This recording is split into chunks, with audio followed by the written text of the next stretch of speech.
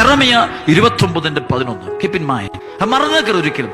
അതായത് എനിക്ക് നിന്നെ കുറിച്ചൊരു പദ്ധതിയുണ്ട്. I have a special plan for U. അപ്പോൾ എല്ലാവരും പറയും, നിന്റെ ജീവിതം, ഇവന്റെ ജീവിതം ശപിക്കപ്പെട്ട ജീവിതം, there is no hope, അവന് നാളെ ഒന്നുമില്ല, ഇതെങ്ങോട്ട് പോകാനാ? അപ്പോൾ ഇങ്ങനെ പലതരത്തിൽ പറയുമ്പോൾ ഈ വചനം നിന്റെ ഹൃദയത്തിൽ വെക്കണം.